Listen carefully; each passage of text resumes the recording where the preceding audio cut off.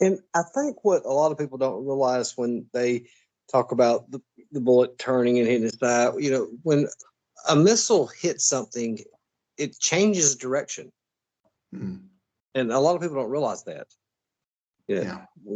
It's going to change. And, one of the things that I've always found now that I've, started getting into more, I guess, being realistic, is people talk about C-399 being planted. Well, what if they planted an extra bullet and now you've got an extra bullet that you've got to account for? You've got a big problem there. You have, and I could sort of elaborate a little bit on that, because it's something that I've thought about, and I'm sure you have too, and a lot of our friends online.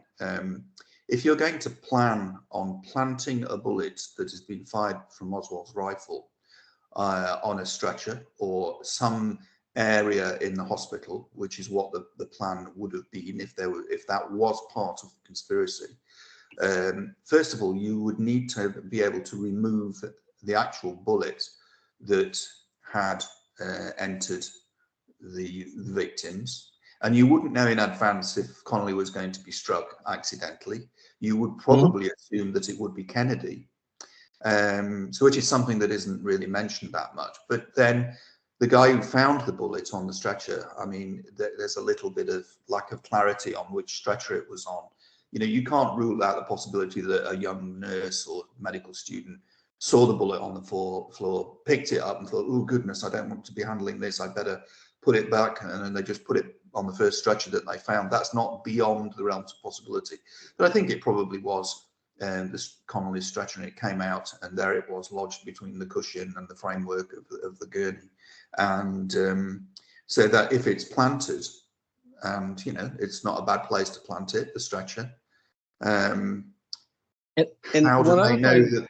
How do they know, as you've said, that there wasn't another bullet at that stage that could have been found within Connolly's body during surgery, which was yet to occur? Yeah. And at that point, with that confusion echoes, they really didn't know how many guns. The conspirators wouldn't have known how many shots were actually fired. You could have had 4 shots fired, and you just planted a 5th bullet or a 6th bullet.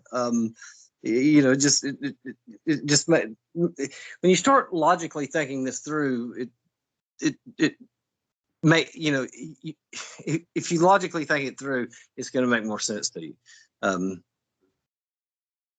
Yes, but I'm afraid that thinking things through regarding, for example, the single bullet theory is not something that a lot of conspiracy theorists do. And it is astonishing to consider that those, and there are some on some of the forums right now who are discussing it, who are pretty well informed people who don't see this. I mean, here's an example. There's currently something being talked about regarding the holes. And this to me is quite astonishing, because I'm as interested in the psychology now behind it all and the thinking than I am the actual case itself. I think it's fascinating.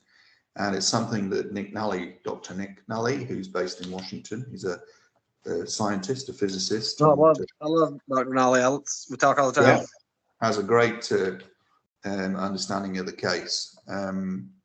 We've been talking about it. So you look at, you've got a bullet hole in the jacket, you've got a bullet hole in the shirt, and you've got a bullet hole in the back. You've got a gunshot wound. Now, the fact that you've got 3 holes and one bullet wound in the back, it's fairly obvious that it's caused by one bullet. And the argument is around, was JFK's clothing bunched? Well, the holes in the shirt and the jacket are an inch or so lower than the bullet hole in the back.